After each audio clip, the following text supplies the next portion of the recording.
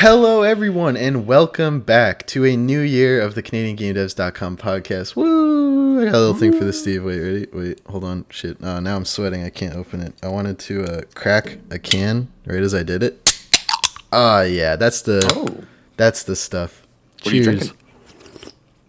This is my fourth Red Bull of this weekend. Oh, I was going to say, wait, this weekend that started, it's been a day and a half? Oh, yeah.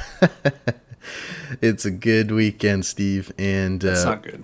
We're back with more of the CanadianGameDevs.com podcast, a weekly show covering all the games made in Canada and the people who create them. This is episode number 172. It's going up January 11th, 2021 for patrons, January 13th for everyone else. My name's Steven, spelled with a PH&A, so you think it's Stefan, it's not Steven, so we call me Steven, and we call the other Steven, who's PHE, Steven and Steve, yep. And yeah, we've been doing it for almost a year and a half, 2 years. No one's ever been confused by it, ever. Mm-hmm. How was your time off, Steve? It was good. Fucked up my back, which I can't remember if it happened last episode or not. I did it twice. I went to wash my hands after the washroom and just my back, just seized my back. It was utterly so painful. Well, and then New Year, the second time. Yeah, the second time was just picking up my daughter from the bathtub. But that one wasn't as bad. So it's finally getting better, and I've been doing stretches and stuff like that. So I'm finally feeling a little bit better about it. I had a massage yesterday. Bust out your Ring Fit. Yeah, well the thing is so my right Joy-Con is fucked up. Oh yeah. And won't connect to the thing. So my friend lent me his Joy-Con to play, but then I messed up my back. And so I haven't even played it or attempted it or anything like that. And I think I'm now kind of in a position where I could play it, but any of the ones where I'd had to lie down on the ground, the squat one, or not the squat, the sit up ones or whatever. I don't know if I'd be able to do because I don't really have a yoga mat or anything like that. I don't know. I beat World 1 over the break. Oh, yeah, nice. I tried. There's a lot though. That game is long. I heard it's a grind. Yeah. For those who don't know, we're supported by our amazing patrons over on patreon.com/CanadianGameDevs. Shout out to new patron Anna, who joined us over the holiday. Thank you so much for your support, Anna. And everyone else who's continued their support into the new year. You can back us on Patreon for Discord perks, 2-day early access to the podcast, game giveaways. We've still got games from the Quebec Humble Bundle, so reach out to Steve if you're interested in any of those. Discounts for Canadian gaming events, which used to happen in person, like EGLX, and might happen again in person in the next year, so who knows, but we do that sometimes. And shoutouts at the end of every episode, and the knowledge you're helping us keep the lights on. Covering the Canadian game dev scene, Steve. Of course, we also want to plug all the Indigenous supports that we've been plugging last year, and of course, the fight's still happening this year. Land Back Lane in Ontario, the Wet'suwet'en in BC, the Micmac out here in Nova Scotia. All the links to ways to support are in the show notes. And check out Night of the Indigenous Devs if you haven't. It's up on YouTube. Links also in the show notes. All right, Steve, we got some more jobs for everyone, as we do here. If you're looking for gainful employment in the Canadian game dev scene, why don't you check out Achimastawanan Games in Toronto, is looking for an intern video game programmer. Canuck Play in Peterborough, Ontario, is looking for a senior Unity game developer, and 3D modeler for static objects. Sleeping Giant Interactive in Toronto, looking for a character animator rigger. And Stormy Shore, out here on the East Coast, in Paradise, Newfoundland, is looking for a lead 3D artist. Why not find a new job in the Canadian game dev scene this year? Why not? Why not, Steve? Why not? Live a little.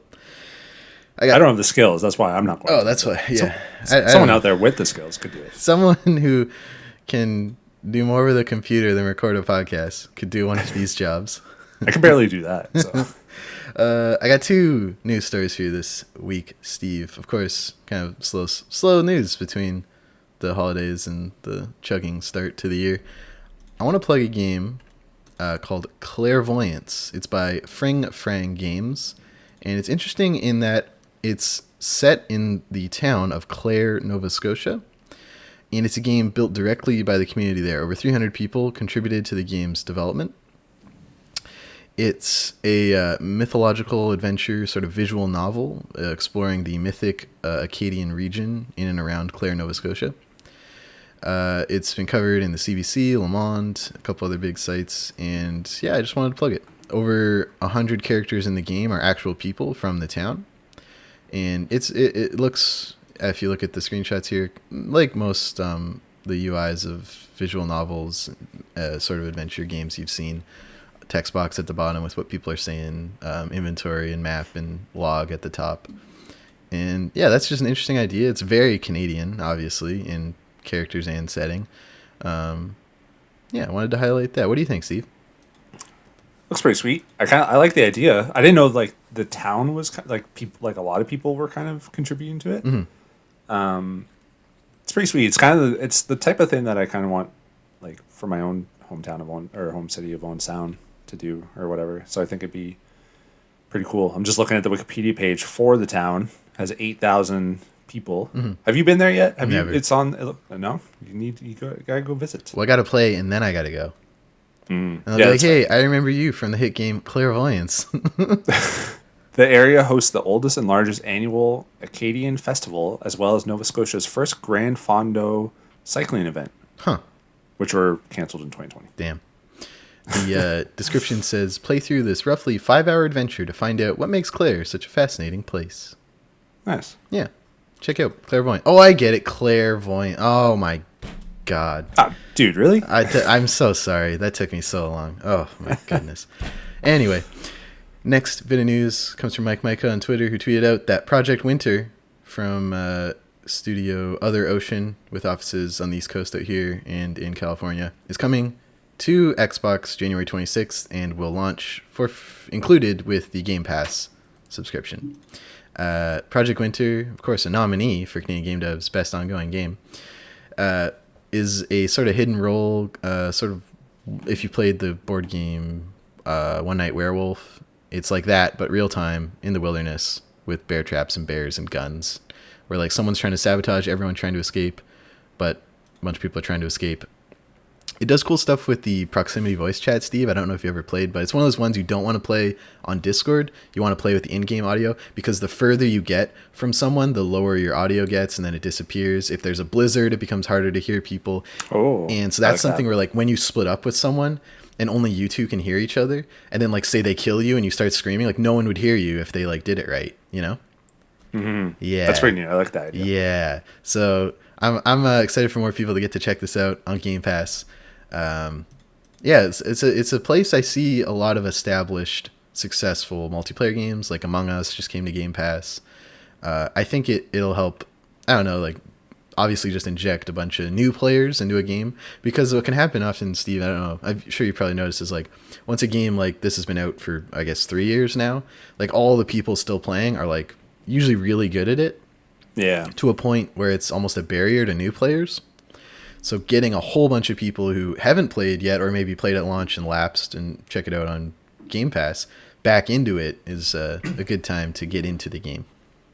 Yeah, exactly. And you see like memes too, where it's like all the vet players can like feast on like the new players and stuff like that. But that's always the thing. Like even like bigger games, I find that like if I get the Call of Duty, I usually get like Call of Duty for Christmas, and I find even if I go in like on Christmas, it's just like I get wrecked. So very very Game Pass is still amazing. So Game Pass is still dope.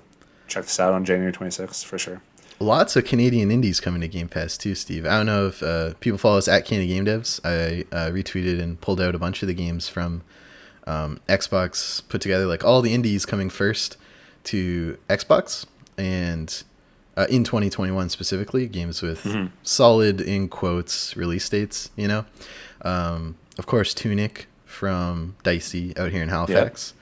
Yep. That'll be on Game Pass, I think, and Xbox. And then The Big Con from Mighty Yell in Toronto, which I'm very excited about. I think you are too.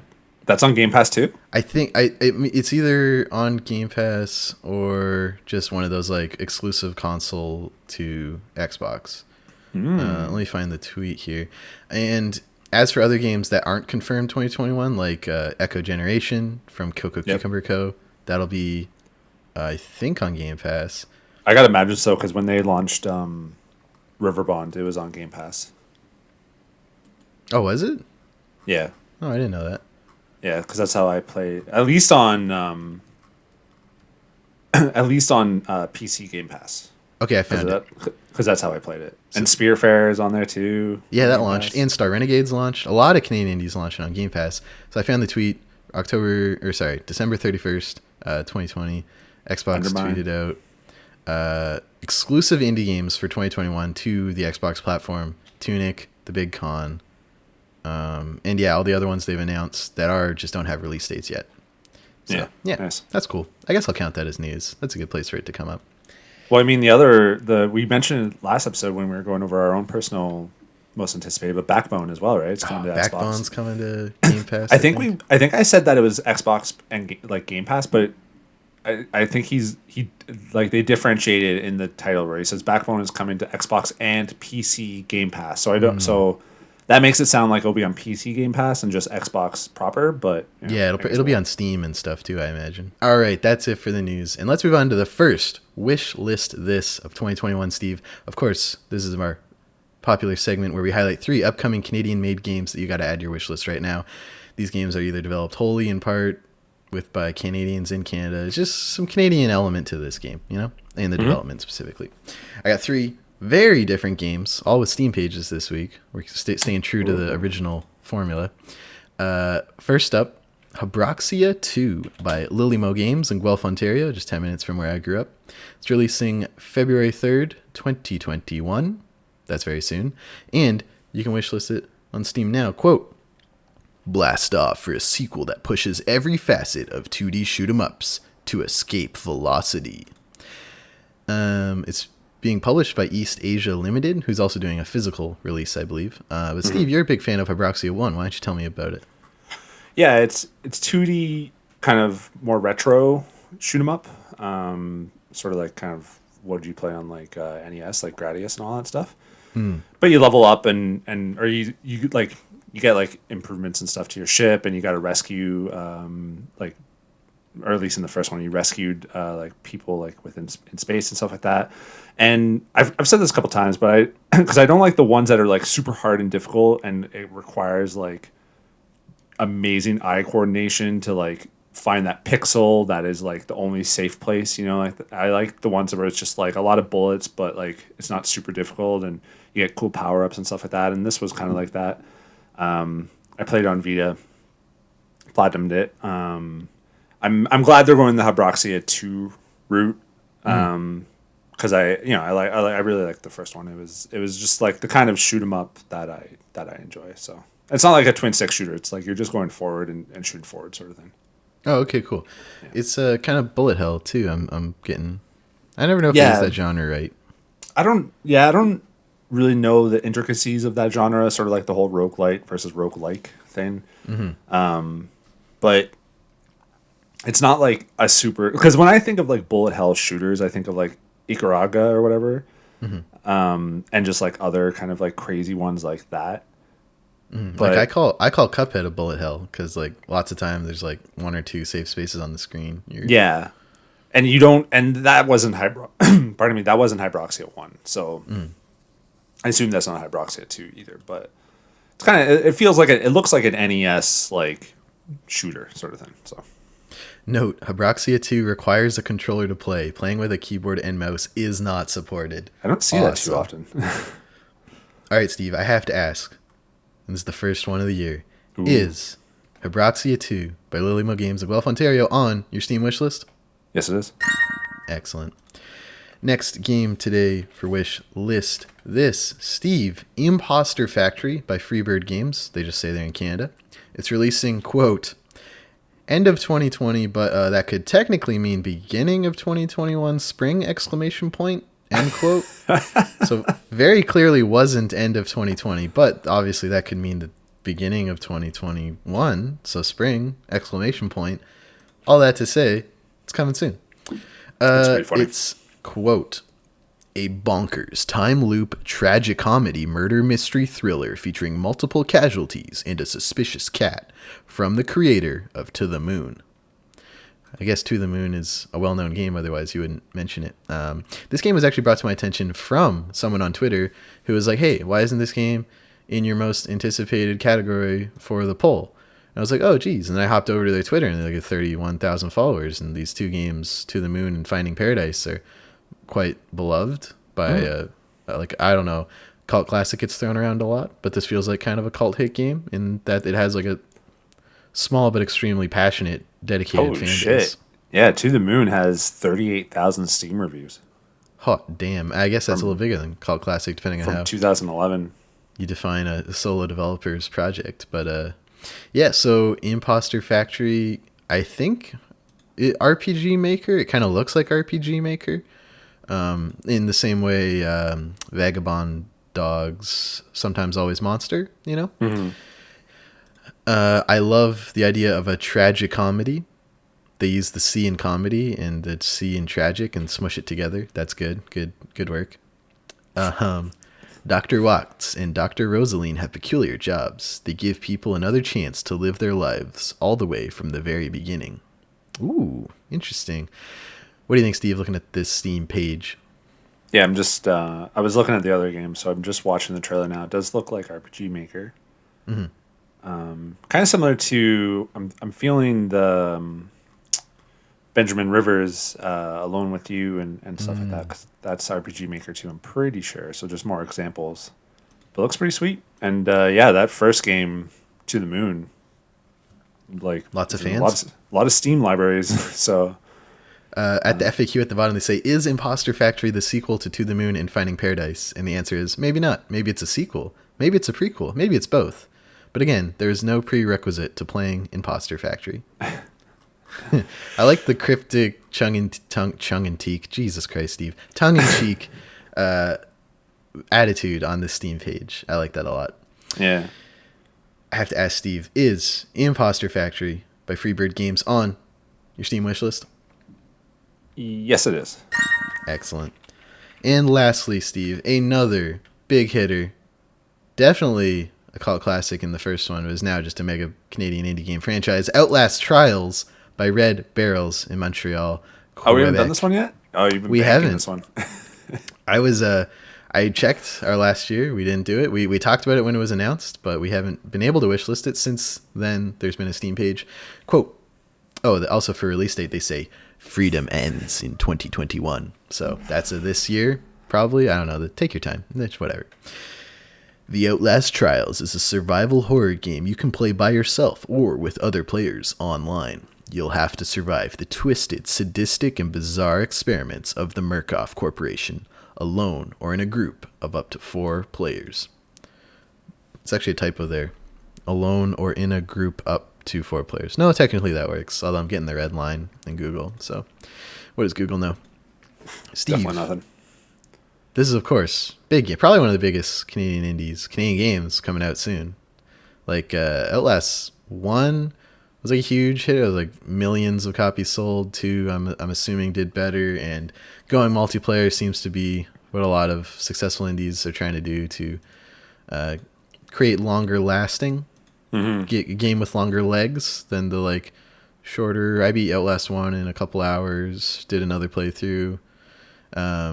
Outlast 2 I never finished, but the Murkoff Corporation, I remember from the first Outlast, they're the ones who own the asylum and were doing a bunch of weird shit in the basement, so they seem to be a running theme throughout this. I don't remember if they were in 2.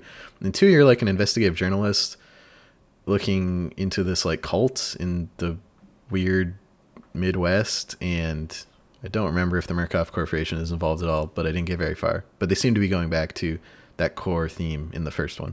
Yeah, to be honest, because I played Outlast 1 like the early days of the PS4, because it was like a PS Plus game. Yeah, it was one of the first PS Plus games, and I played it and beat it, and enjoyed it. I did, and I never got to 2, and I've downloaded it a few times because I think it was also a PS Plus game. I think I have it. I don't remember like spending money on it. But I just still haven't like played it. Is it like an asymmetrical multiplayer thing, do you think, or co-op-y? Because so the tag is PvE, which would be like teaming up with other people to take on the Murkoff Corporation's like Saw games or whatever. And that would be a big twist for Outlast, because it's always been you can't fight back. It's always run and hide, observe the enemy, try to sneak through. So if this is like co-op sneak through, and like if someone gets grabbed, you can like, I don't know, body check them and like try and run away with them. Because I don't imagine they would betray that core Outlast non-combative element. Yeah. Yeah. So I'm very interested in that. Imagine if they just turned into like first-person shooters.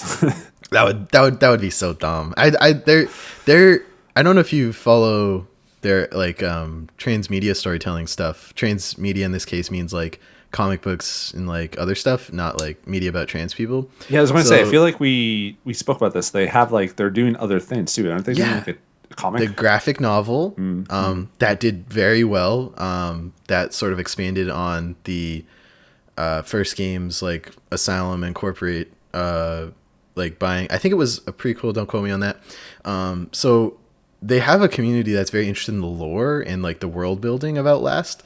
So I think, you obviously lose a little bit of that when you make something multiplayer. I think personally, and I don't know. It's interesting. It's an interesting project, and not VR, because I remember that you saw the goggles in the first teaser trailer. You're like, oh, it's a VR that's game. right.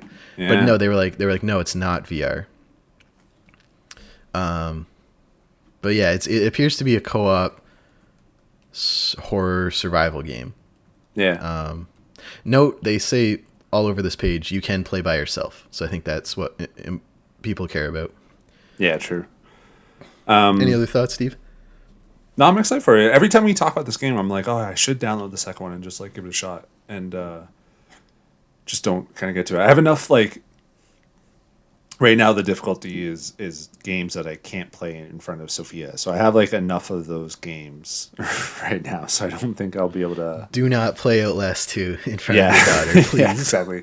It's basically right now the only game I can is like NBA 2K21, which I'll talk about later on. But so it's just like a time thing. Like I want to play it, and I'll try to play it before this one comes out. Because I'm assuming it's also coming to PlayStation and other things too. Like I think Outlast 2 hit.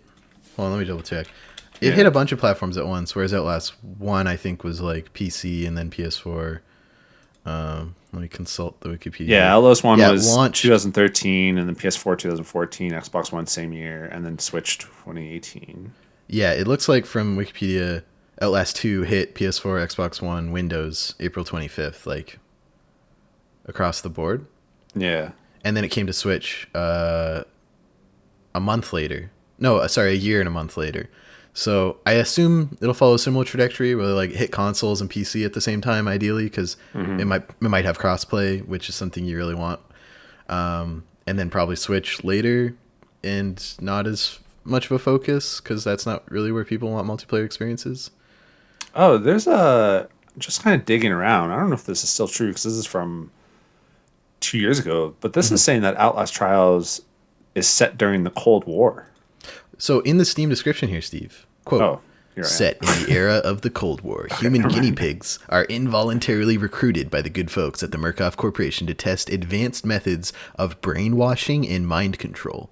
In a world of distrust, fear, and violence, your morals will be challenged, your endurance tested, and your sanity crushed, all in the name of progress, science, and profit. Cool. They end this Steam description with, "It's always better to shit your pants in good company." Thank you, Red Barrels. Cool. I'm pretty excited. Hey, all three games, by the way, didn't have GIFs in the Steam description. Hey, well, they didn't need it. They made millions of dollars without GIFs, so what do we know? Sure. I have to ask Steve, is The Outlast Trials by Red Barrels Montreal on your Steam wishlist? Yes, it is. Excellent. That's it for Wishlist This week. In the first Wishlist This of 2021, if you want us to cover your game in this segment, please tweet it at us. Send it to contact@canadiangamedev.com, @canadiangamedev on Twitter. This is usually how I find at least one or two of the games each week, is someone's like, hey, look at this. I'm like, ooh, let's talk about that. You know what I'm saying? You know what I'm saying. Steve, of course, the big thing everyone's been waiting for, end of the year polls. We did 3 categories this year. Voting lasted 2 weeks. We got 7,533 votes as of polls closing last night at midnight. Bananas. Our biggest year for the polls. Last year, for comparison, Steve, we got a little over 1,000 votes in Game of the Year and a couple hundred in Most Anticipated Game. So blew that away. and we got chirped, and it was people's terrible experience that they had to vote in both things. Yes, yeah. But that's what we're trying to like avoid. Maybe I guess like next time we should just say like not applicable or something like that. Yeah, so people can just not vote if they don't know or something. It's a learning. I've learned a lot this year. Next year will be better. And one of those will be not every question is mandatory. If you just want to vote in one of the categories, we'll just go through that. And the other thing I learned like a couple days in was I had like a separate question like, hey, do you think we missed a game? Put it in here and submit it. But I didn't have an other option for the mandatory drop-down list. So you had to pick a game and then write in the other. So I quickly added an other option at the bottom and then did the write in a game space. So, we're learning. I learned a lot, and we'll have this knowledge going into 2021. But we want to break down on the podcast, and then I'll do a little thread on Monday when the podcast goes live for patrons about the winners. Steve and I decided to do a top 5, 4 runners-up, and the winner of each category. And let's go through there, starting at most anticipated, Steve. Mm-hmm. A bunch of nerds clearly voted this year because I'm looking at this lineup, and I don't know. Anyway, Steve, coming in at number 5, Warhammer Age of Sigmar, Stormground by Gasket Games in Vancouver, BC. What is this game, Steve? Because I covered it. We've done it in Wishlist This, and I have no idea. Let me find it here. Yeah, I was just Googling. Planned release date early 2021, so that's soon. Gasket Games in Vancouver, of course. And yeah, this looks like a massive Warhammer big budget production. Gifts in the... Nope, I lied. No gifts in the Steam page. Boo. I'll get a boo sound effect. You could save 15% by buying on Steam, pre-ordering or whatever. So what kind of game is this? Is this like a turn-based RPG or... Turn-based strategy game by the Steam tags. I'm not seeing gameplay screenshots, but in the trailer... nope, the trailer's all No, CGI. trailers are CGI, so... Interesting. This is when you search on Steam for Warhammer, you get a bunch of expansion, or I don't know if they're like expansions on something else, but when you search Age of, you get Age of Sigmar Champions, which is a free-to-play game, Age of Sigmar Tempest Fall, and Age of Sigmar Stormgrounds, which is the one coming out that people are pretty hyped for. It got hundreds of votes, so there's some Warhammer nerds out there. Nerds, all of you. Oh, actually, there's some. So I found a YouTube video of what I'm guessing is gameplay, and it is like the grid-based stuff. It looks pretty cool though, but strategy RPGs aren't my thing. So, and Warhammer is certainly not my thing. So neither, good for them. Good for them. Both of us will probably not be present on this one, but we'll cover it. But this next one, Darkest Dungeon 2 by Red Hook Studios, also in Vancouver, coming in at number 4, covered in Wishlist This, covered extensively on the site with their big Kickstarter, big free last update to Darkest Dungeon, board game, loads of attention and hype for this, coming to Epic Games Store, they signed that check, get that money, and clearly people are hyped. Darkest Dungeon, big Kickstarter success from a long time ago. I don't know when that first Kickstarter was, but legs, Steve. This game had legs. It was kickstarted. Let me see. Yeah, it was development. It came out January 19th of 2016. So I mean, Kickstarter was probably like 2014 or something. Wait, was there even a Kickstarter? Oh yeah, the Kickstarter campaign launched in April 2014.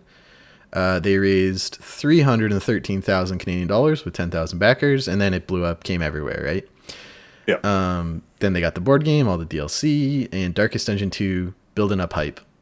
I'm excited for this game. I never beat Darkest Dungeon 1 because I'm a scrub, but I loved it. I played a lot on PS4. I got through like 3 or 4 of the dungeon areas. Built up a nice party I liked, and then someone died and I rage quit. And then I got it on Switch, which I would argue is the definitive way to play the game. No offense to Vita, Switch. I like the bigger screen. Don't worry. And the Switch version came with all that DLC, so I jumped into some of that and enjoyed that too. Yeah, I have it on. I was playing on Vita, really digging it, but the whole time I was playing, I was like, yo, the screen's so small and there's so much shit like that's going on. I gotta play it on PS4. And actually, now that these are good reminders, I should just download on PS4 and just kind of restart because I think it has cross save or something. And even if it doesn't, I wasn't overly far. So it has cross save PS4 Vita, and I guess it's just your save on PS5. Yeah. So I'm gonna download that one too. Excellent. Ooh, Yeah. download sound effect. Ooh, Let me timestamp that. Can't do that. Oh wait, no, I can't. Can I do that from the PlayStation Store on my computer now? I can't remember. I downloaded Maneater from the PlayStation Store on my computer. You actually because I know you can buy stuff, but can you download? Yeah. I started the download, and then when I turned on my PS5, it was like there it was. Oh, there you go. Anyway, Right, Steve, cool. we're getting sidetracked here in the middle of most anticipated game. Coming in at number 3, Baldur's Gate 3 by Larian Studios, who has a sizable office in Quebec. Baldur's Gate 3 launched in early access, but they're taking their time with this one. Want to get everything just right. It's got 30,000 reviews on Steam for the early access launch. Very positive. Everyone was... I follow... I don't want to say some thirsty games journalists, but there was definitely some interest in the different relationships available in this game. Seem to be jiving with some people. It's a D&D RPG, CRPG are the top 3 tags. CRPG, I think, is computer role-playing game. I don't know, Steve. I don't know. Are you have any interest in Baldur's Gate? I mean, I haven't played any of them. I know it's like a beloved franchise RPG. Like, isn't it a BioWare like OG series from Did it back start in with the day? BioWare?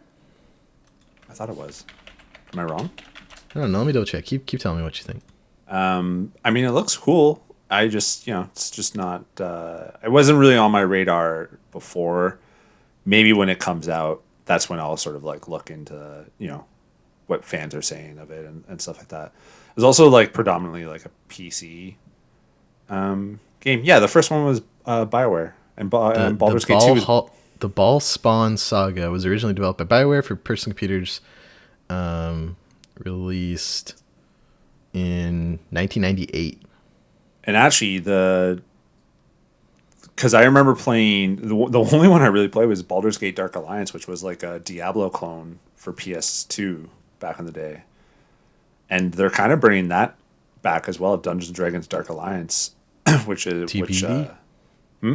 TBD, currently. Yeah, which that's also... Actually, that should have been on our thing, too, because that's also developed in Quebec. Oh, yeah. 2 games. Oh, we've been covering this one on the site. I remember this box art. Yeah. Because the trailer was really weird. It was like first person, like running or whatever. Or it was like the camera was like in front of the person running as he just like slashed and stuff. It was Was really that the weird. Game Awards last year? I think so. Yeah, announced at the Game Awards 2019, December 12th, 2019. There you go. It's supposed to come this year actually, but it was later changed to 2021. Probably COVID or something. Hype for Baldur's Gate 3, clearly an anticipated Canadian game. Next up, Steve, coming in at number 2, Age of Empires 4 by Relic Studios in Vancouver, British Columbia. This was a early lead that held for a while, out of the gate, very strong, and the results we'll get to, but clearly there was a passionate Age of Empires community. My friend Sean, bless him, big fan of Age of Empires, not a big fan of 3 as much as 2, but has been enjoying the trailers coming out, and this is now, of course, owned by Xbox and Microsoft, so will be a Game Pass day 1. Oh. And PC. Oh, my cat's screaming at me. Huh. Hey, buddy. I don't know if anyone can hear that. Yeah, I can hear it. Empires 2 Definitive Edition coming out this month. Getting people hyped for Age of Empires 4. I don't know about Xbox. I should know that. It just says Xbox Game Studios. So I assume PC first, and we'll see. Yeah. You have any affinity for the Age of Empires series, Steve? No, to be honest, a lot of these most anticipated I'm not really feeling. I'm not a big fan of RTSs, to be perfectly honest, because it was always like a PC dominant genre, and I'm not really a PC gamer, so I haven't really played many RTSs, and even the big ones. Like I remember I had friends in high school that just fucking loved Age of Empires 2. Like that, like I knew so many people who played that. But I probably won't. Maybe I'll dabble in it if it does go to Xbox and Game Pass and all that. But I'm not really feeling this one per se. I mean, it looks cool. It looks neat, and I think the studio did all those definitive editions, right? Of 1, 2, and 3, because we talked about Yes. their fixed, like how they fixed one of them with all the like, native people have like animal powers and all that shit, and that they fixed that.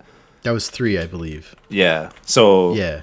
it's good that the studio gets to dabble in those games, get comfortable with them, and now they get their own game sort of thing. So Yeah, I think spending, I guess, years now with the original games, remastering them for modern hardware, obviously gives you a great foundation and knowledge set to build the next one. yeah, because that's what Age of Empires 3 was. Apologies for my cat. A long time ago. Like, this will be the first Age of Empires game in like a decade? Age of Empires 1 is 97, Age of Empires 2 is 99, Age of Empires 3 is 2005. Holy. So and then there's just like a bunch of different, there's Age of Empires 2 HD Edition 2013, and then they did Age of Empires 2 Definitive Edition 2019, and a bunch of different like expansion packs and stuff like that. So this is Age of Empires, this is Age of Empires 4, and Age of Empires 3 was legit 15 years ago, 16 years ago. So holy. So it is a very anticipated game. No doubt. Coming in at number 1, Steve. Most anticipated Canadian game by a landslide. Crushed it. Paralives by Alex Massey and the Paralives team in Montreal. Steve, they found this tweet even before I did the thread and just retweeted oh yeah, we've been nominated for most anticipated Canadian game. Within seconds, 1,000 likes, hundreds of retweets. This community, ravenous, Steve. Yeah. And a huge overlap with the Sims community. I'm looking at all the profiles of everyone who was liking and retweeting, and it was huge Sims fan, big Simmer, big fan of the Sim community. And I think this game is trying to fill in a space in the Sim community's heart that EA couldn't fill. Yeah. Their tweet got 2,300 votes, the tweet did. And we'll discuss the different tweets or whatever, because all the replies were super positive and just yeah, I'd love to, and blah blah blah. And we also got a lot of things in there about the Ubisoft thing that we put up, and it was just a very positive fan base of just people who were hyped for it. And I had completely forgotten about this game, and then when I was just what is Paralyzed? What the hell is happening? Looked it up, and I was oh, actually, never mind. This is pretty sweet. It's not my most anticipated for sure, but I can see why fans are getting excited for this one, because it does look sweet. So the team, there's 7 of them now working on it full time, supports their development through Patreon. They make about 50,000 Canadian a month, with 8,700 patrons funding the development. And I think they're very, very involved with their community in terms of demos, builds, feedback. It's not early access, so you can't download anything through Steam. They're very focused on this community through Patreon, and they have a bunch of stretch goals that they've already started meeting. We're at 31,000. They recruited a UI artist. At 36,000, they recruited a composer, which I assume is just the salary they need to bring that person onto the team per month, Why Patreon? An ambitious project requires all the financial help and feedback it can get. We're hoping to use Patreon as a platform to involve everyone in the development of the game. Patreons get the opportunity to access exclusive development logs, discuss ideas, vote in community polls, and more. Alex says, quote, I quit my job to work full-time on this project. The money will allow me to keep working on it and also recruit more people. Our target team size is 10 people. We already have 7. Thanks to everyone for the support. Sweet. Yeah. And, yeah. Well deserved. Looks pretty sweet. Yeah, and that's kind of why we wanted to do a top 5 as well, because as soon as these guys retweet it, it is a little bit of a popularity contest, and how big your fan base already is. So we wanted to highlight kind of the top 5. But Steve, they crush Age of Empires 4, Baldur's Gate 3, Warhammer, Darkest Dungeon 2 even.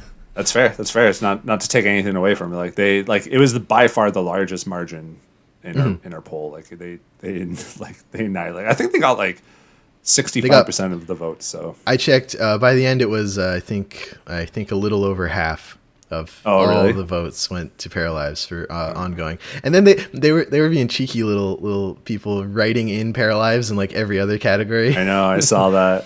Yeah, they came in at 51% of the vote. Just like if you're looking at it like this pie chart, it's just half Paralives. Yeah. All right, congratulations, Paralives. Most anticipated Canadian game for our 2020 polls. Moving on to best ongoing, Steve. A couple bigger projects here, and a lot of the tweets for this were more like, isn't such and such the only ongoing Canadian game, and some vitriol in the comments for our number one. But we'll start at number 5. A community that was probably of all of these the most supportive. Don't Starve Together by Clay in Vancouver, a game that has been just chugging along, Steve. The Don't Starve community is a big one and a passionate one. The game originally released in 2016, but has been getting constant updates since then. The Return of Them Reap What You Sow update just came out December. Like literally last month, they did a big update for this game 4 years after it came out. Mm-hmm. And it's got, let's see, 150,000 Steam reviews. Just like, this is just a huge, ongoing, successful Canadian indie. Mm-hmm. Yeah, just what else? It's Don't Starve, but together, and people love it, and it's a well-deserved spot at number 5. Yeah. Borderlands 3, number 4, Steve. Of course, major DLC development by a friend of the show and his partner Sebastian and Bird Pun's their Steam username, Dell, my bad. And in Quebec, at the Gearbox Quebec, a couple huge DLC updates since the game launched, including the Psycho Krieg and the Fantastic Fluster Cluck, the Bounty of Blood, the Guns, Love, and Tentacles, Moxie's Heist, and the Handsome Jackpot, which I think was one of the big ones at Gearbox Quebec. I think the first one. I'm not sure. That was the first one, yeah. Yeah, and so Sebastian was working on that one too. I think even before he graduated. Shout out to Sebastian. There you go. Loads of content. The monetization of Borderlands is I don't like that by the end of everything you can spend like hundreds of dollars to get everything. But it is ongoing development. It is, whereas Don't Starve Together from like an indie team in Vancouver is like free updates just constantly once you buy the game. I think there's cosmetics and stuff. This one is like big DLC packs that are like $20 each Canadian, a big $70 season pass. The season pass 2, okay. But from what I've heard from the Borderlands 3 players in my life, of which there are several, good DLC packs that they are happy with. Yeah, it's good. I don't think there's microtransactions in Borderlands 3. Like I don't think you can buy cosmetics or anything like that. So they kind of go with the older style. There's a couple. I'm looking at the Steam page. Couple skins packs at the bottom for like $7 each. Oh, never mind. I take back what I was just about to say. But anyways, Borderlands 3. You liked Borderlands 3. I did. As long as you got, like, once it came to PS5 or whatever, because like once they fixed the loading of the menu, that was like the biggest issue. Well, that was one of the biggest issues. The writing's stupid. They're big open worlds that don't need to be. But once on PS5, it's like silky smooth and pretty sweet. So I was playing the DLC and I'm gonna get back to it. Finish up some of the other ones because I've done 2 of them. So more, and I think I voted that pick. Did I pick that one as my number 1? I can't remember. I know it was either my number 1 or runner up. Can't remember. Check the site CanadianGames.com/features to know for sure what Steve has already forgotten. Coming in at number 3, best ongoing Canadian game, Dead by Daylight by Behavior Interactive in Quebec. Originally released in 2016, another 2016 game like Don't Starve Together. This game is just massive, Steve. They got the mobile game out now, loads of new characters from major horror franchises like Stranger Things, Ash vs. Evil Dead, Halloween, Nightmare on Elm Street, Saw, Leatherface, Silent Hill. Just, this is like Smash Bros. But for horror games, you know? Mm-hmm. And the Steam page has 300,000 Steam reviews, just massive success. They've posted an update December 1st with A Binding of Kin, a new chapter in the kind of story mode that's going on along the side.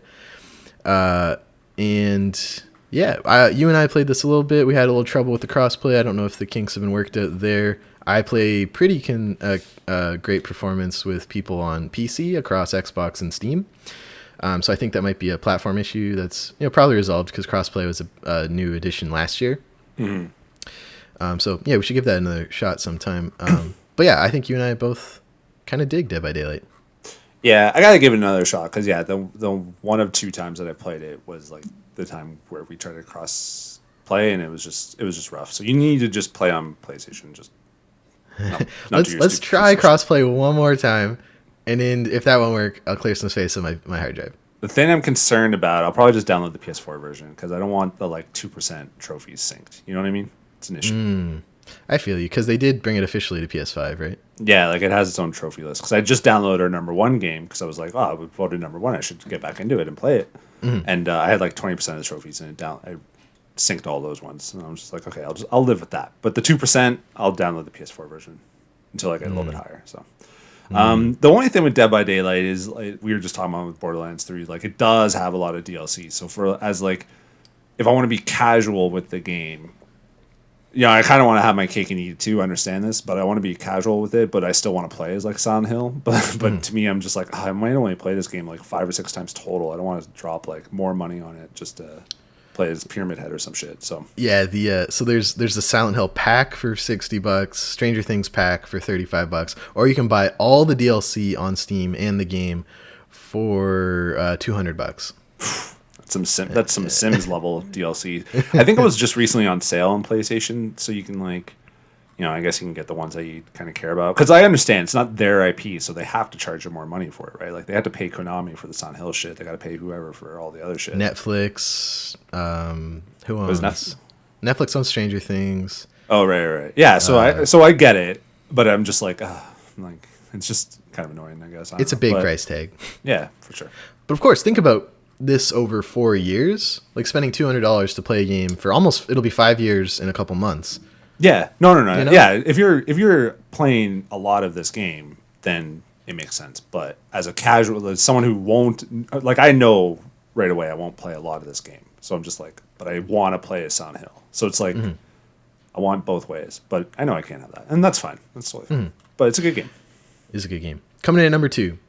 Apex Legends by the newly minted Respawn Vancouver, a studio opened in 2020 solely to develop Apex Legends, hoping to staff up to 100 developers there. Gave us an excuse to start covering the game and have me stream it for 14 hours without a win on our Extra Life stream. I love Apex, Steve. It's my favorite battle royale. I pulled you back in a little bit with me, but I think you got all the trophies and then bounced. Am I right? I don't have all the trophies yet. Oh, you're missing. Oh, right. You're missing 1 or 2. We can get you back in. We'll play the crossplay. I need level 50 because I'm level 45 or so, and I need 3 more wins and damage. So I'm still a little ways away, but we'll get you in there. Of course, added crossplay last year too. The Switch version got delayed. God bless the programmers working on that. The crossplay is some of my favorite in game. I played many games of this with you on PS4, a friend on Xbox, me on PC, and any combination of those. And I'm very happy with Apex Legends. It was my pick for best ongoing with a runner-up nomination to Foundation, which didn't make the top 5, but God bless them. I love Apex, Steve. Yeah, it's all right. Yeah, it's all right. No, it's good. Number 1, the best ongoing Canadian game, Warframe by Digital Extremes in London, Ontario. Another long tail on Warframe. Recently came to the Epic Games Store in 2020. It's got 400,000 reviews on Steam. Released on Steam March 25th, 2013, Steve. Wow. What were you doing March 25th, 2013? I don't know. Where was I? Was I in school? You want to know what grade I was in? Oh, my God. No. 4? March 25th, 2013. I would have been just about to leave grade 10.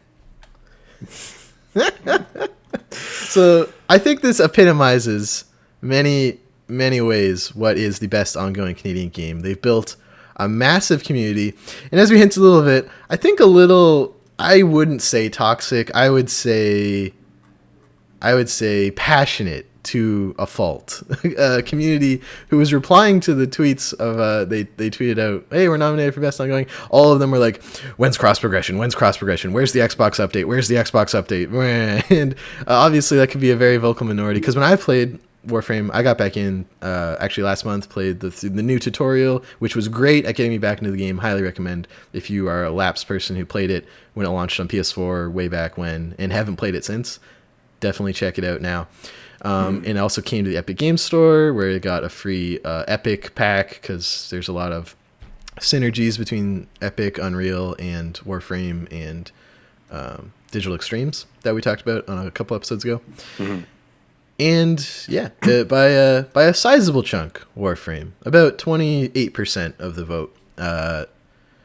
Yeah. Any thoughts on Warframe, best ongoing Canadian game, Steve? I think you pulled for Dauntless.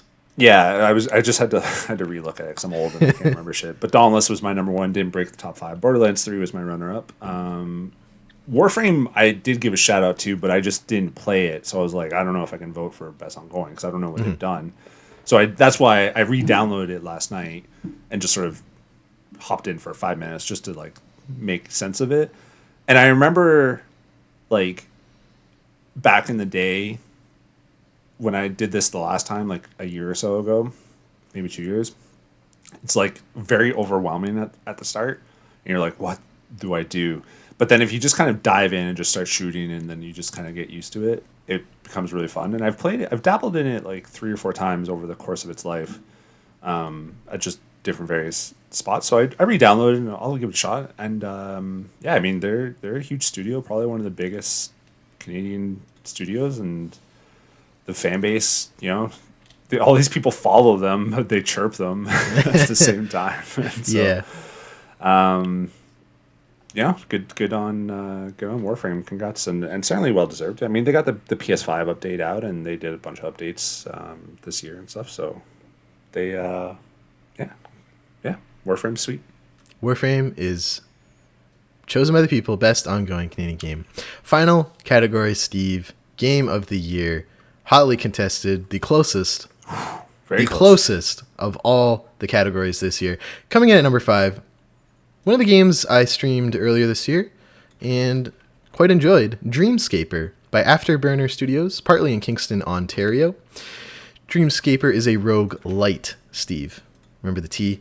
That is an early access, launched on August 14th, 2020, but has already added a bunch of content and has a bunch of people checking out the demo that's up there for free, as well as getting the soundtrack, which also has a lot of reviews. You can check reviews on a soundtrack, which is cool, I guess. And a extensive roadmap with content planned out. Oh no, the roadmap went to the launch in early access. So there was the Phoenix update, the Reflection update, and then it launched August 14th, 2020. I really like this game, Steve. The premise, for those who don't know, live Cassidy's waking life and forge friendships with the people around her, which empowers her to then go into the darkness of her nightmares. So it flips back and forth between, like, during the day, you're going places, you have like a certain amount of actions. For people who played like Persona 5 or 4 or something, you're familiar with that. And you can build relationships with people, sort of have this day life. But then at night, you dive into the roguelite, procedurally generated, pick up different abilities every run to defeat your nightmares, and every section ends with a boss fight. This is just pretty typical for roguelites that people have played, and I vibed with it a lot, Steve. I really enjoyed it, and yeah, it's got 700 reviews, very positive on Steam, and we wish them all the success going forward with early access. They're looking at being in early access for, let's see, 6 months. So launched in August, September, October, November, December, January, February.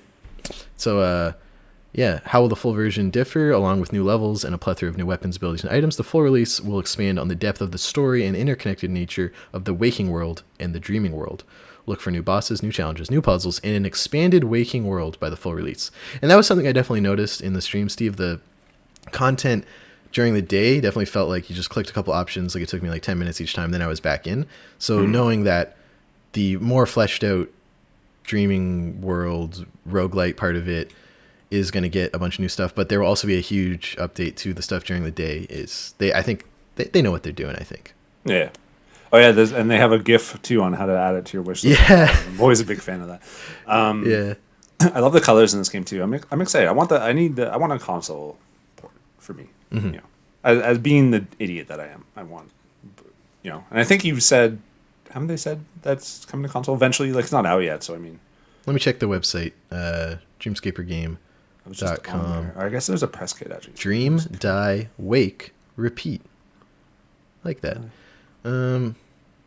Oh yeah, full game, Steam, Nintendo Switch, prologue demo, Steam, Kickstarter. So it's coming to Switch. Would you get it on Switch, Steve, or you would hold out for a PlayStation version? I don't know, man. Like I bought Hades on Switch and I dig it, and then it's just everything. It's always the same thing that happens where it's just like I just stop playing Switch games.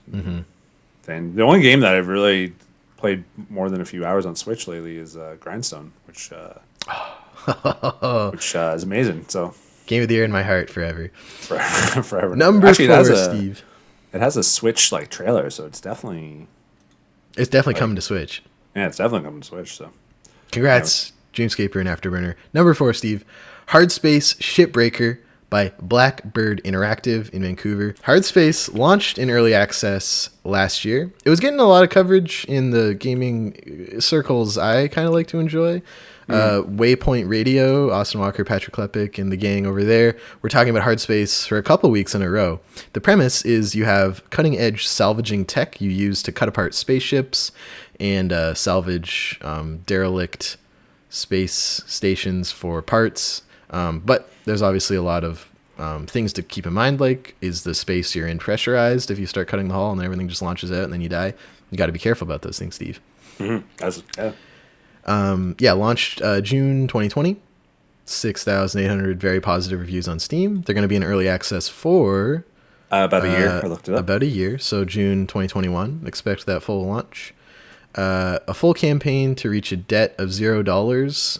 The premise of the story is you're in debt to the company, so you pay that off by salvaging parts, and you have to go into debt to like get your equipment to start your job. So that's bullshit. When I started at Boston Pizza, I remember I was like, I came in and they were like, oh, so all this uniform and a bunch of this stuff will come off your first paycheck. I'm like, what? Why? And like, oh, you need a uniform. I'm like, yeah, I need a uniform, so buy me one. You're Boston Pizza. I've seen Shark Tank, and it was like socialist Steven was born.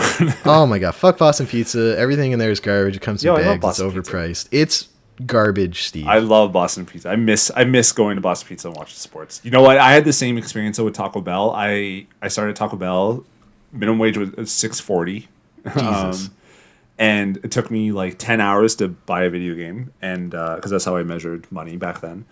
Still kind of do. And my first paycheck was like literally like $4 because I had worked like the end of a pay period, and I just paid enough, or I just made enough to pay for my shirt, and then they made me a check for $4. I was like, okay, thanks, yeah, I guess. Yeah. So if you also get fed up with that bullshit, check out Hardspace Shipbreaker.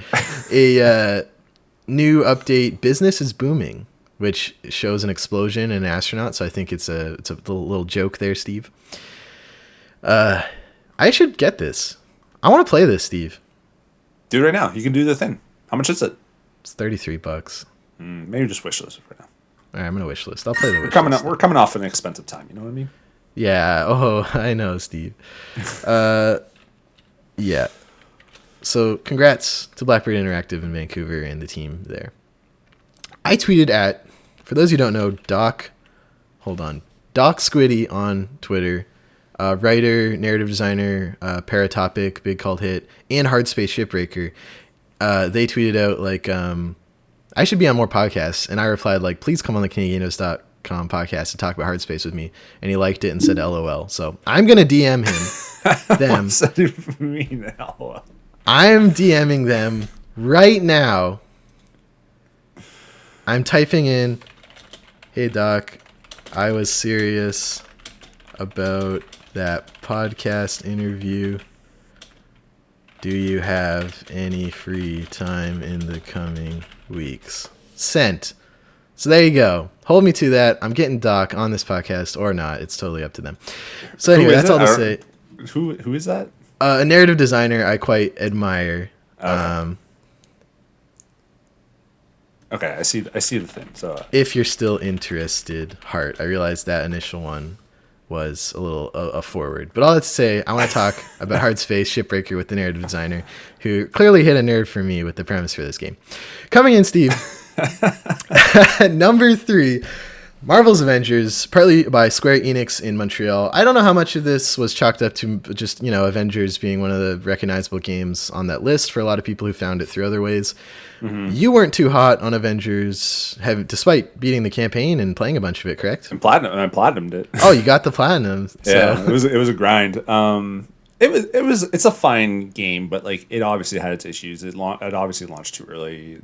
You don't patch a game 1,000 bugs or whatever like a couple weeks after and think that's okay. I did think some of the like criticisms were like misdirected. Like the whole people thought that each character has his own battle pass and it's not like a timed thing, so it's a little bit different sort of thing. And the original characters don't and whatnot. So felt like it was poor marketing on their part on how to do it, but it was a fine game. I'm looking forward to like the PS5 update because I think they put in like a Kate Bishop DLC, and there's more DLC coming with new characters and stuff. So I'll play when it comes to PS5 and see what they've done. But yeah, I think you're right. I think like part of it is like I got to vote for a game. Oh, here's Avengers. I know that game. And then... Which again, my fault for making that a forced thing. Next year's polls will be not. You can vote for none of them and just submit an empty poll or vote for one or two of the categories.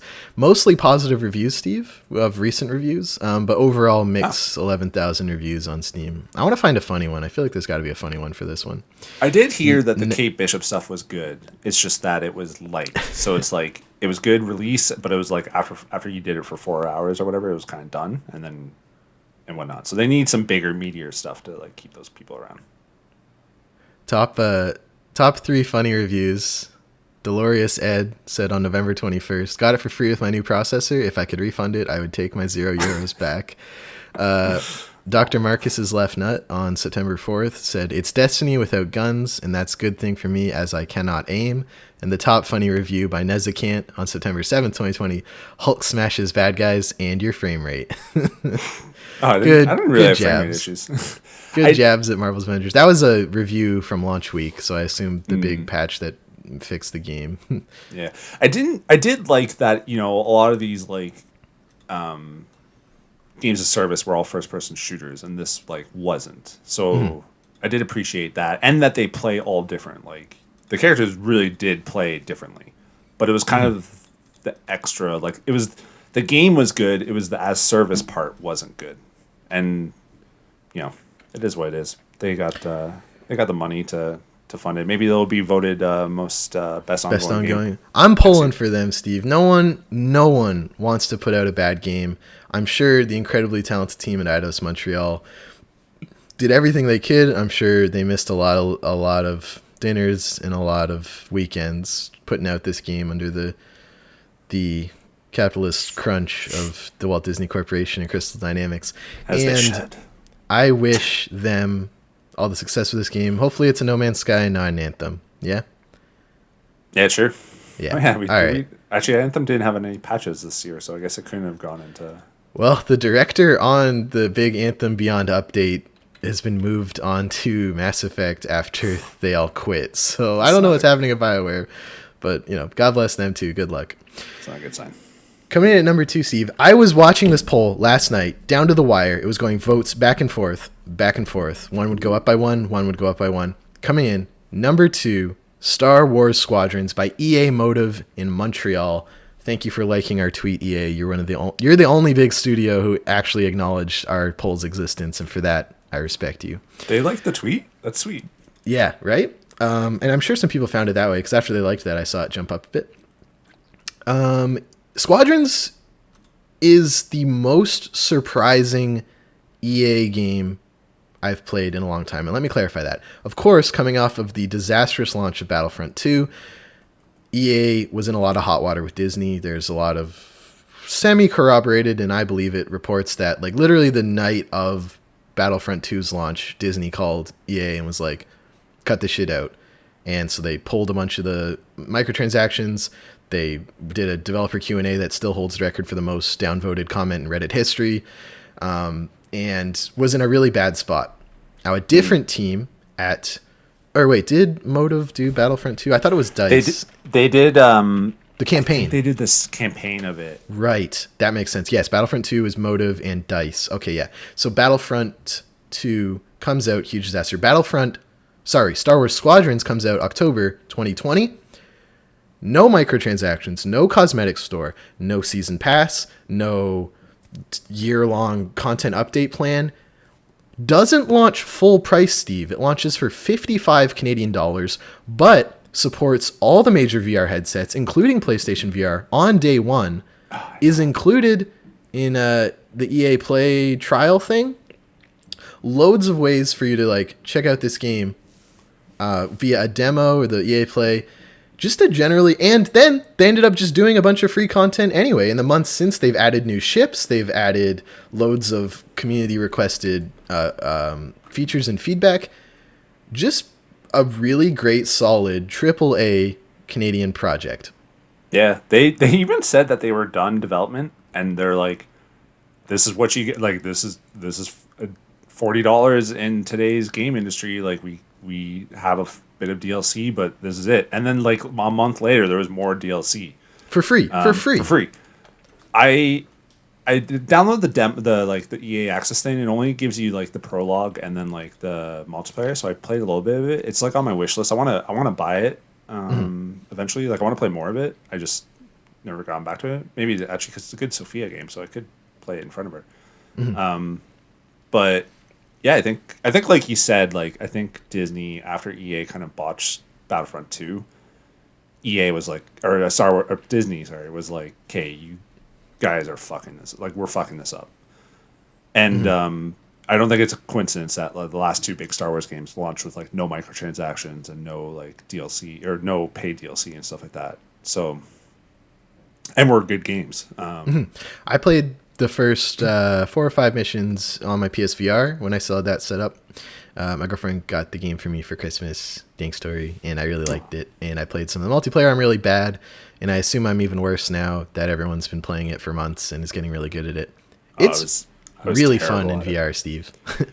I know. I wish I still had my VR. I played it with someone in our Discord, and I basically apologized the whole time I was playing. I was like, dude, I'm fucking awful. Like you know when you play multiplayer games sometimes, and you're the reason why your team loses. Like, oh, I know. It's not like you just had a bad game. Like you are actually the reason, the difference in the win versus loss. That was me, and I was like, I'm sorry, and he was like, it's fine. So yeah, nothing but high praise for a EA Motive and Star Wars Squadrons. And lastly, Steve, Canadian game of 2020, coming at number 1 from Thunder Lotus in Montreal, Spiritfarer. Released August 18th, 2020 on Game Pass, as well as on Switch, PS4, Xbox, and PC. Currently at 5,500 overwhelmingly positive reviews on Steam, 900 overwhelmingly positive recent reviews. This is it. This is the game of the year, Steve. That's awesome. I haven't played it yet, so. But you have Game Pass, so there's no excuse. I know. I'm going to buy it on PS5 though. So. Shout out to recent completing the game in our Discord. Who is that? I think it was Blake Alburn, one of our very active Discord users, who talked about actually just beating Spiritfarer. And I want to find their quote directly because, yeah, here we go. All right. So yesterday at 4 a.m., oh, Blake, go to bed.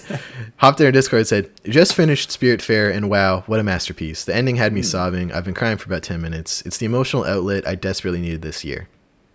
So if that's not the glowing review, you need to check out Spiritfarer on Game Pass, Switch, PS4, PC. You should check it out. And Steve's going to play it. I'm going to go back to it. And that's our game of the year. Thank you to everyone who voted. Do you have any last minute thoughts on Spiritfarer or the whole process, Steve? No, I like congrats to them. Like I know it was well reviewed and stuff when it came out. I do feel bad like when it was winning, because it was pretty much ahead, like it was pretty much in the lead or like the top game or whatever, top 3 game, the whole time the thing was going on, like the voting. So obviously a lot of people recognized it and wanted to vote it first. And the whole time I was like, oh fuck, I should play it. Like I always try to make an effort to play all these like top games that people are voting for, and that's why we do a vote, because I picked our game of the year and runner ups, and like they're barely in this list. So that's why we always like to go with a vote, or why I always like to go for a vote, just because it kind of like, yeah, it brings the more popular and the bigger communities up front, but we haven't played a lot of these games, or really have them on our radars. Like you and I would not have Age of Empires or Warhammer or Baldur's Gate on our most anticipated, and we wouldn't have. I don't know. Would you have Spiritfarer on your top 5 game of the year? Like, did you play it enough? Top 5 Canadian games? No, I played more Canadian games, especially on stream, that I think I would say resonated with me more. But Spiritfarer is also, the way we stream is like I play like an hour or 2 of a game and like just get a taste for it. Yeah. Spiritfarer, from the people I've talked to who played it, is you can spend like 20, 30 hours like really getting into that game and having that big climax like Blake was talking about that really resonates because of all the time you spent with these characters. I guess I should explain the game a bit for people who don't know. It's a management game. You've got like a barge in the afterlife, and you're ferrying spirits around, but all these spirits have something they need to resolve before they can move on past this area.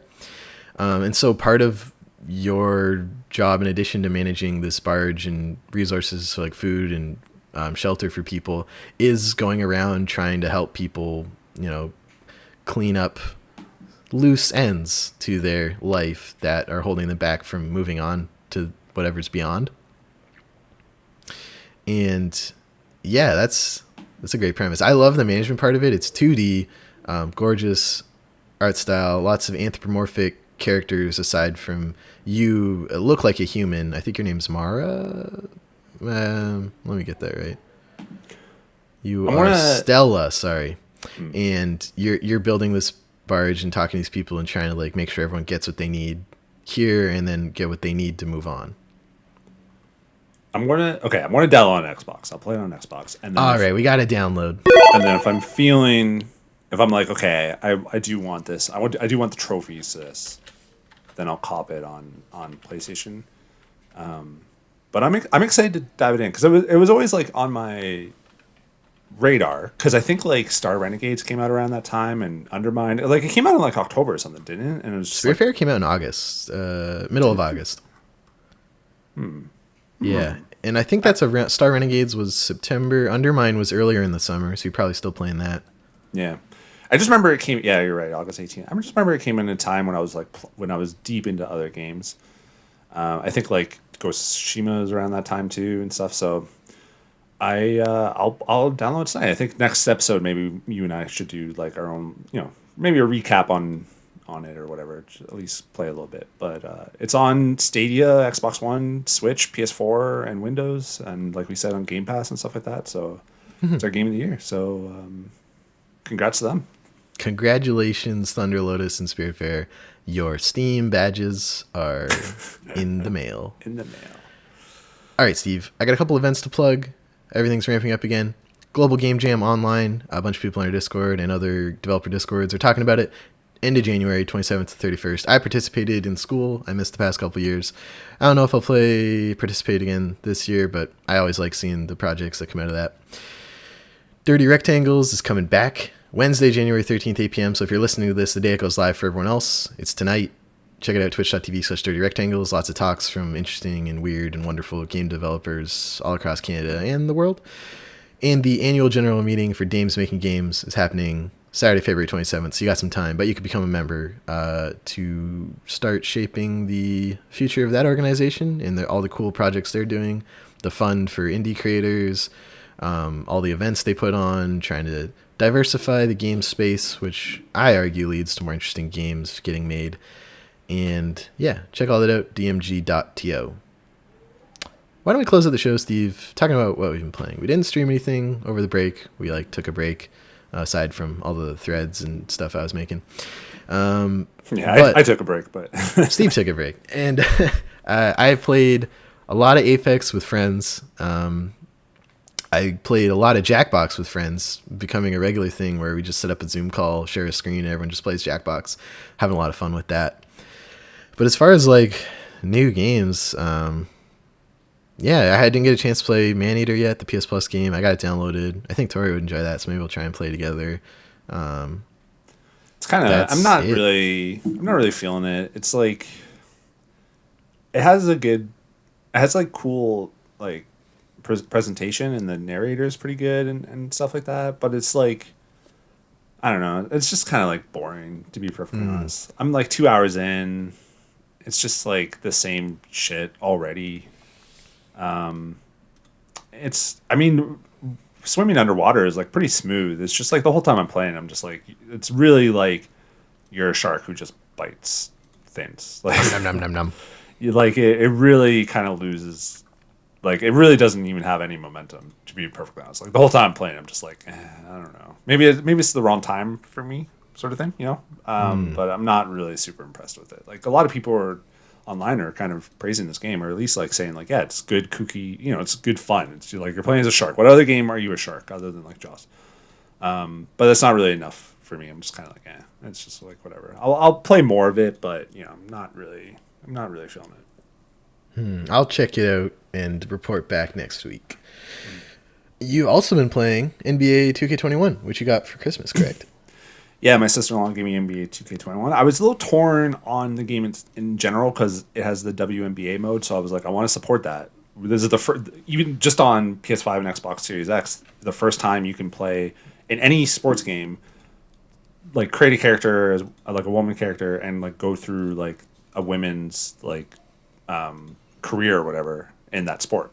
So this is the first time you can like make a character and play in the WNBA. So I made my daughter, obviously, and and it's no one's playing this mode because you know me, trophy hunter extraordinaire, 10 years of trophy hunting, winning an online 3-on-3 match in WNBA, which took me 3 matches and pairs you up with AI if you don't get enough players after a certain time.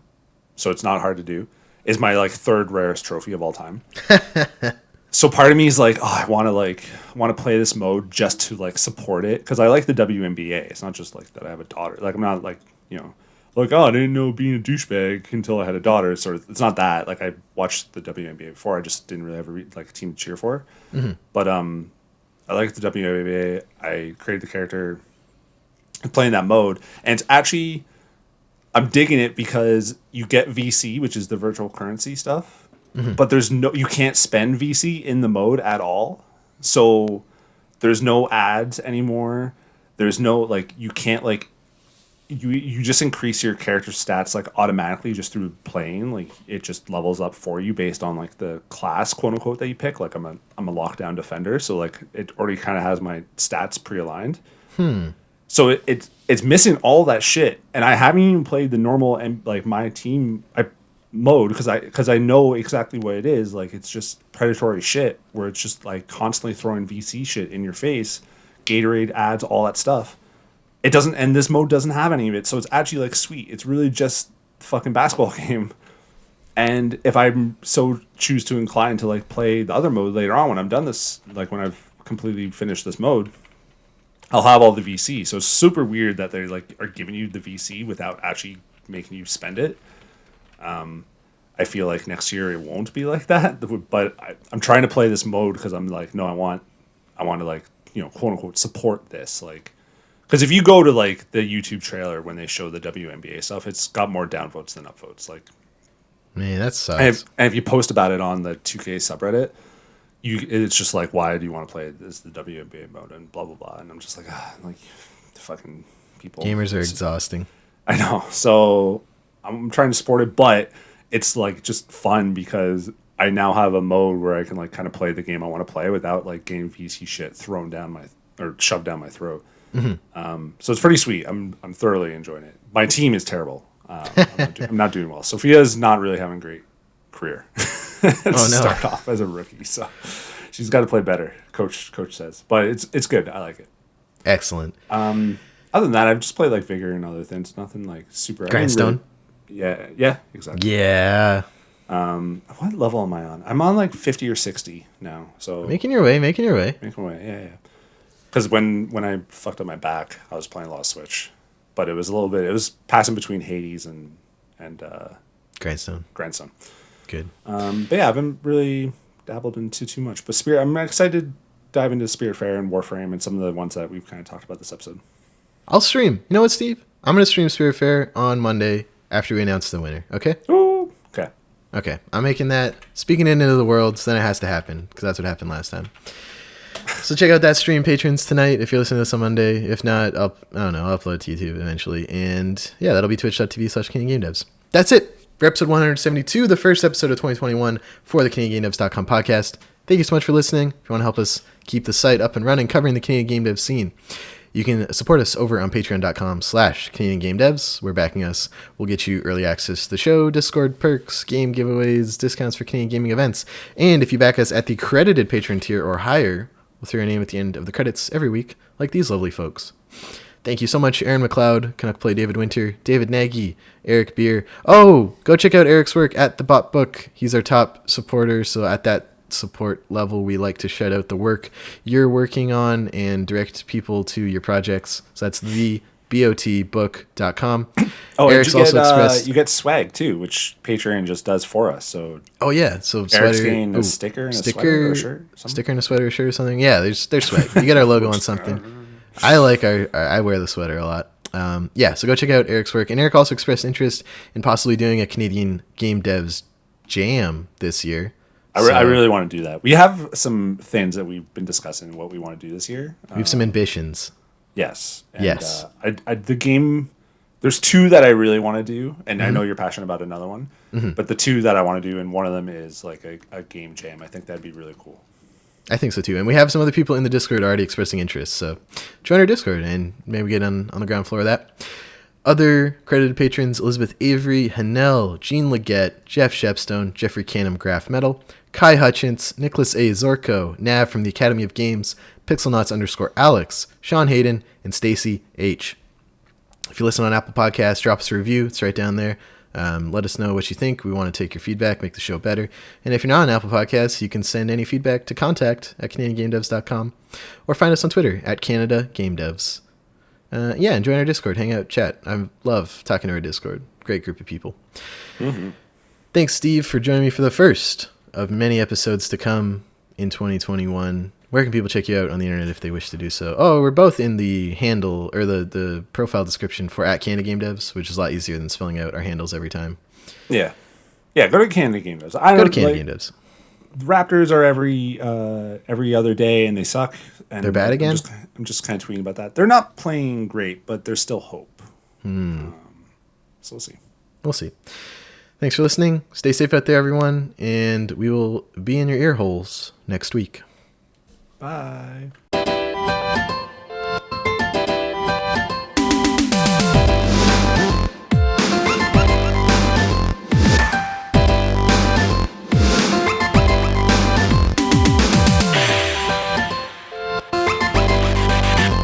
Tough times never last, but tough people do. Robert H. Schuller. What happened to him? I bet he died. Yeah, that's what I said. It wasn't tough enough. Everyone dies. Dr. Robert Schuller is an American televangelist? Ew.